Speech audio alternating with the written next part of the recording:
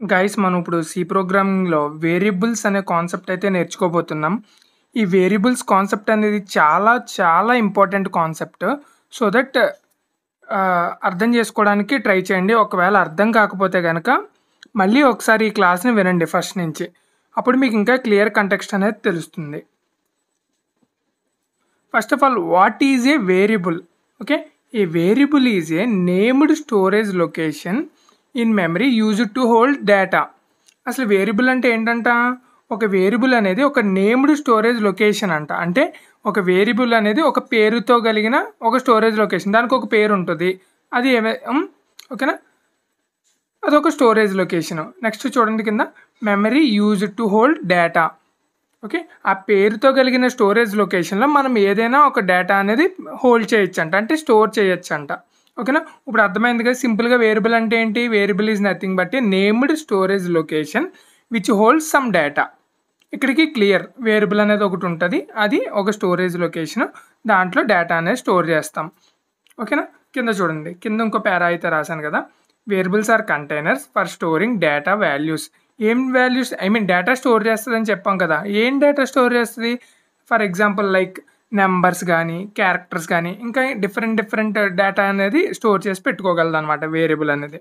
And చూడండి, they can be manipulated and accessed throughout the execution of program అంటున్నాడు. They can be manipulated అంటే ఏంటంటే దాన్ని మనం మార్చగలం అనమాట. ఫర్ ఎగ్జాంపుల్ ఒక వాల్యూ అనేది, ఒక నెంబర్ అనేది స్టోర్ చేసాం అనుకోండి ఒక వేరియబుల్లో, ఆ నెంబర్ అనేది మనం మ్యానిపులేట్ చేయొచ్చు, దాన్ని మార్చచ్చు, అలా మ్యానిపులేషన్స్ అనేవి చేయొచ్చు అనమాట. And accessed throughout the execution of program, అంటే ప్రోగ్రామ్ ఎగ్జిక్యూట్ అవుతున్నంతసేపు ఆ వేరియబుల్ యొక్క వాల్యూ అనేది మనం యాక్సెస్ చేసుకోవచ్చు. మరి ప్రోగ్రామ్ ఎండ్ అయిపోతే, అంటే క్లోజ్ చేసేస్తే మనం ఆ వేరియబుల్ యొక్క వాల్యూ అనేది ఎరేజ్ అయిపోద్ది.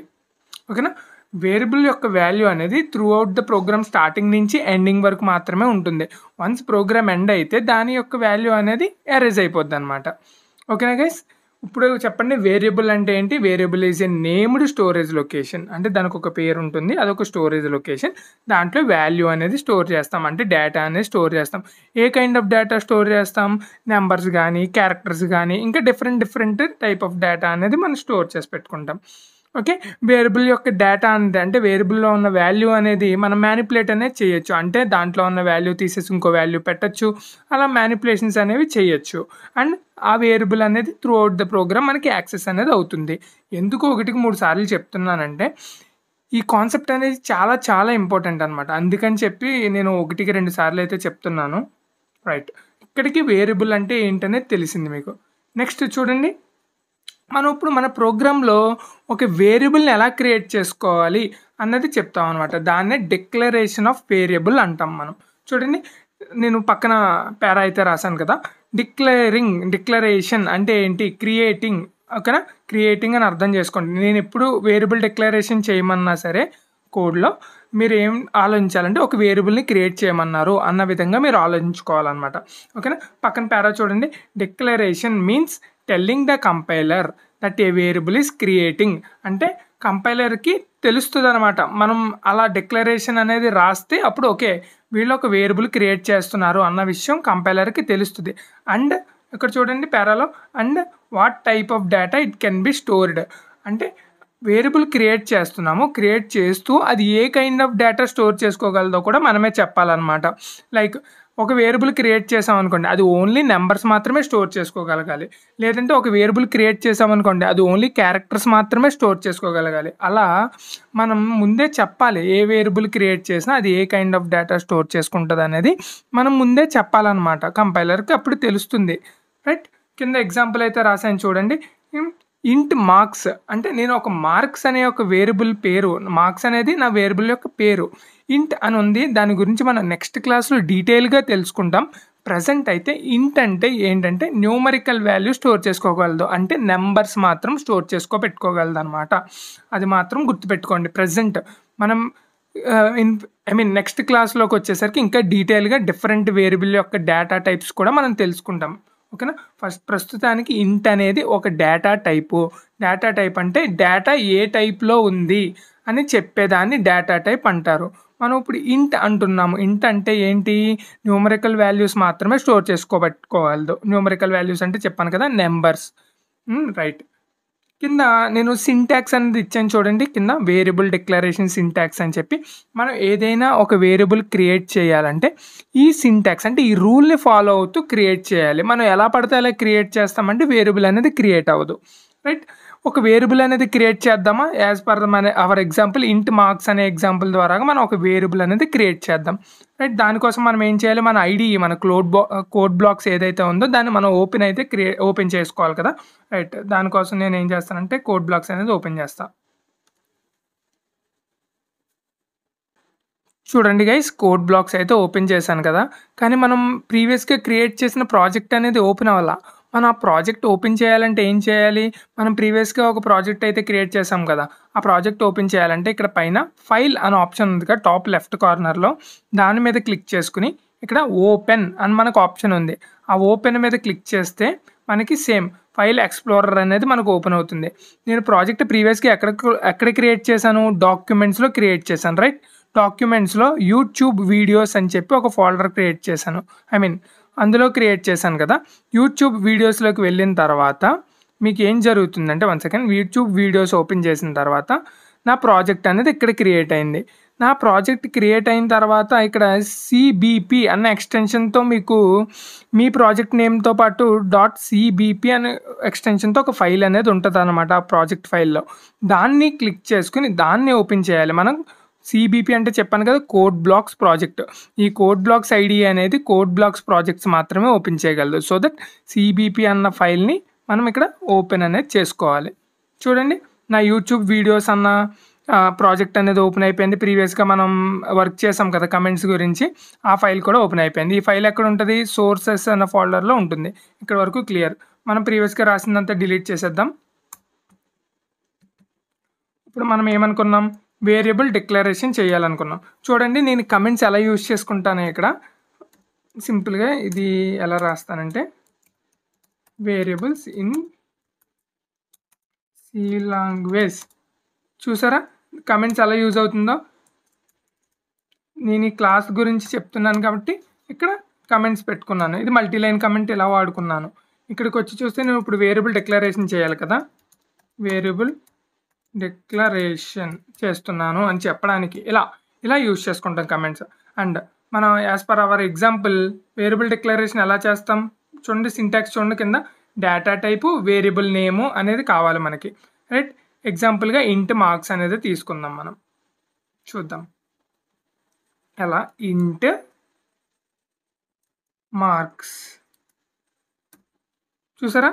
ఇప్పుడు నాకు ఏమైంది? నాకు ఒక ఇంట్ మార్క్స్ అనే ఒక వేరియబుల్ అనేది క్రియేట్ అయింది. రైట్. ఇప్పుడు అర్థమైంది కదా గైస్, వేరియబుల్ ఎలా క్రియేట్ చేసుకోవాలని చెప్పేసి. నెక్స్ట్ వచ్చేసి మనం దీనికి వాల్యూ ఎలా అసైన్ చేయాలి అన్నది కూడా చూడాలి కదా. దీనికి వాల్యూ ఎలా అసైన్ చేయాలో కూడా చూద్దాం రండి. చూడండి, అసైన్ వాల్యూ టు వేరియబుల్. మనం ఒక వేరియబుల్ అనేది క్రియేట్ చేసాం. అది ఏం చేస్తుందని చెప్పాం? డేటా అనేది స్టోర్ చేసుకుంటుందని చెప్పాం కదా. దానికి డేటా ఎలా ఇవ్వాలి, దాంట్లో డేటా ఎలా పెట్టాలి అన్న విషయం ఇప్పుడు తెలుసుకుంటాం. దాన్ని అసైన్ వాల్యూ టు వేరియబుల్ అని చెప్పి చెప్తాం మనం. చూడండి, ఇక్కడ అసైన్మెంట్ మీన్స్ స్టోరింగ్ ఏ వాల్యూ ఇంటూ ఏ ఆల్రెడీ డిక్లేర్డ్ వేరియబుల్. మన దగ్గర ఆల్రెడీ డిక్లేర్ అయిపోయిన వేరియబుల్ ఉంటే మాత్రమే మనకు దాంట్లో వాల్యూస్ పెట్టుకోవడానికి ఆప్షన్ అనేది ఉంటుంది. ఓకేనా?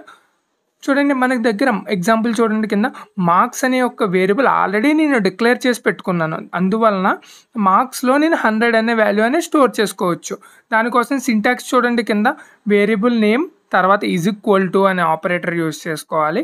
దాని తర్వాత మనం ఇవ్వాల్సిన వాల్యూ అనేది ఇవ్వాలి. సింటాక్స్ చూస్తే మనకు అర్థమైంది ఏంటి? మనం వేరియబుల్ నేమ్ ఇచ్చి ఈజ్ ఈక్వల్ టు ఇచ్చి మనం పెట్టాల్సిన వాల్యూ అనేది అందులో పెట్టచ్చు అనమాట. అది మనం చేద్దాం ఇక్కడ. చూడండి, మార్క్స్ అన్న వేరియబుల్ ఉంది కదా, మార్క్స్ తర్వాత ఈజ్ ఈక్వల్ టు అన్న ఆపరేటర్ వాడుకొని తర్వాత 100 లేదంటే 10 లేదంటే మన ఇష్టం అనమాట, ఏ నెంబర్ అయినా ఇవ్వచ్చు. ఓకే, అలా మనం అనేది ఇప్పుడు ఏం జరిగింది? మార్క్స్ అన్న ఒక వేరియబుల్లో ఈ వాల్యూ అనేది స్టోర్ అయిందనమాట. అర్థమైంది కదా గైస్? రైట్. ఇప్పుడు ఈ వాల్యూని మనం ఏం చేయొచ్చు అని చెప్పాం? Throughout the program access చేసుకోవచ్చు అని చెప్పాం. మ్యానిపులేట్ చేయొచ్చు అని కూడా చెప్పాం కదా. సరే, ఎలా యాక్సెస్ చేసుకోవచ్చు అన్నది నేను చూపిస్తాను. చూడండి, ప్రింట్ చేద్దాం. యాక్సెస్ అంటే దీని వాల్యూని ప్రింట్ చేసి చూద్దాం. ప్రింట్ ఎలా చేయాలంటే %d అని చెప్పి పెట్టుకొని మార్క్స్. ఇది నేను ఇంకా క్లియర్గా మీకు నెక్స్ట్ డేటా టైప్స్ క్లాస్ చెప్పినప్పుడు ఇంకా క్లియర్గా చెప్తాను. ప్రస్తుతానికి మాత్రం మీరు ఏం చేస్తారంటే జస్ట్ చూడండి, ఈ మార్క్స్ అన్న వాల్యూని ఎలా ప్రింట్ చేస్తుంది అనేది చూడండి. రైట్, ఇప్పుడు చూడండి, ఫస్ట్ 1 1 2 3 అన్నది ఉంది.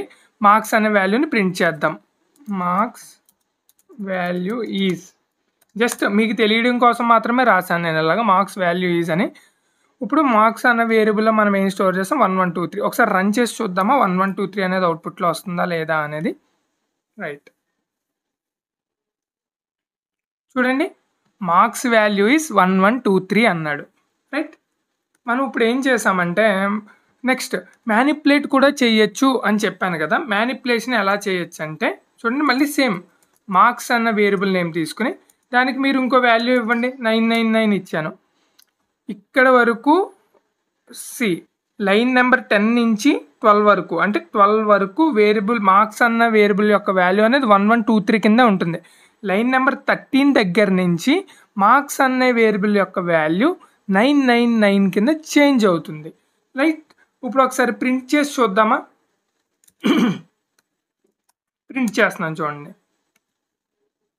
ఫస్ట్ అని పెడతాను. First marks, second marks, change చేయక ముందు మార్క్స్, చేంజ్ చేసిన తర్వాత మార్క్స్. ఒకసారి ప్రింట్ చేసి చూద్దాం.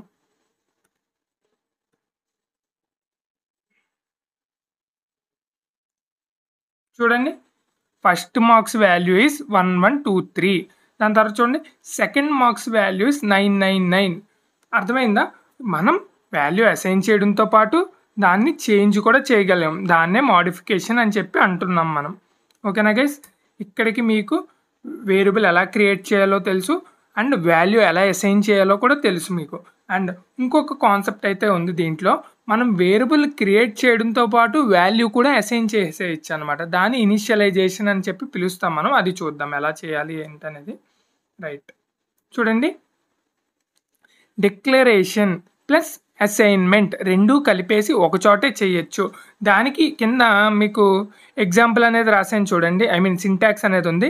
డేటా టైప్ చెప్పాలి. డేటా టైప్ అంటే ఇక్కడ ఏమనుకున్నాం మనం, అది ఏ టైప్ ఆఫ్ డేటా స్టోర్ చేసుకుంటుందని చెప్పడం. ఇక్కడ మనకు వచ్చేసి ఇంటీజర్ డేటా టైప్ని అయితే ఇస్తున్నాం మనం. ఇన్ ఫ్యూచర్ డేటా టైప్స్ గురించి చెప్పినప్పుడు ఇంకా క్లియర్గా అయితే చెప్తాను నేను. ప్రస్తుతానికి ఇంట్ మాత్రం గుర్తుపెట్టుకోండి. అండ్ దెన్ మనకు కావాల్సిన వేరియబుల్ మార్క్స్, అండ్ దాంట్లో వాల్యూ అనేది స్టోర్ చేయడం. ఇదంతా ఒకే లైన్లో మనం రాసేయచ్చు అనమాట. ఓకేనా? దానికోసం సింటాక్స్ కింద ఇచ్చాను. ఆ సింటాక్స్ని ఫాలో అవుతూ మనం చేద్దాం. రైట్, చూడండి, మార్క్స్ అనే వేరియబుల్ అనేది క్రియేట్ చేస్తాను. నేను ఇంకో వేరియబుల్ అనేది క్రియేట్ చేస్తాను. ఇంట్ ఏజ్ అనే వేరియబుల్ క్రియేట్ చేసుకుని ఇక్కడే వాల్యూ అనేది ఇచ్చేస్తాను. చూడండి, 1 సెకండ్, ఇక్కడ రాద్దాం, క్లియర్గా ఉంటుంది కదా. రైట్, ఇంట్ ఏజ్ అనే వేరియబుల్ తీసుకొని ఇక్కడే వాల్యూ అనేది ఇస్తా. ఏజ్ ఎంత, ఒక 20 అని ఇద్దాం. రైట్, చూసారా ఇక్కడ ఏం జరిగింది, వేరియబుల్ డిక్లరేషన్ ఒక చోట జరిగింది అండ్ వాల్యూ అసైన్మెంట్ ఇంకో చోట జరిగింది. రైట్, బట్ ఇక్కడ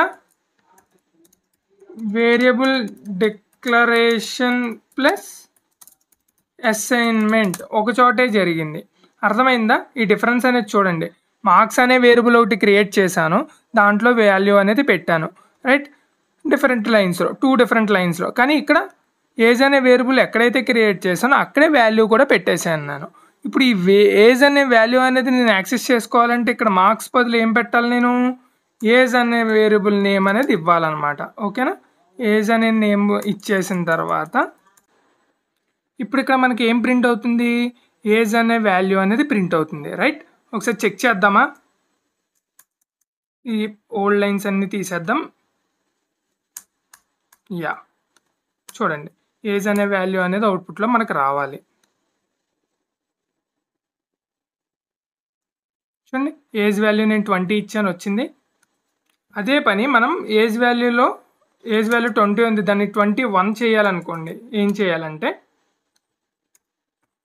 సింపుల్గా ఏజ్ ఈజ్ ఈక్వల్ టు 21 అని ఇచ్చేస్తే సరిపోతుంది. ఇక్కడ వరకు ఏజ్ అనేది 20 ఉంది, ఈ లైన్ నుంచి ఏజ్ అనేది 21 కింద మారింది. రైట్, ఒకసారి ప్రింట్ చేసి చూద్దాం.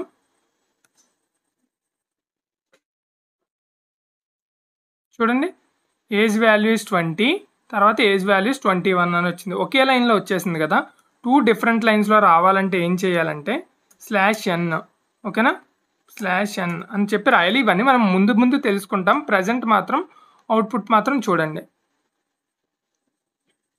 చూడండి, ఫస్ట్ ఏజ్ వాల్యూ 20 ఉంది, దాని తర్వాత మనం మ్యానిపులేట్ చేసాం.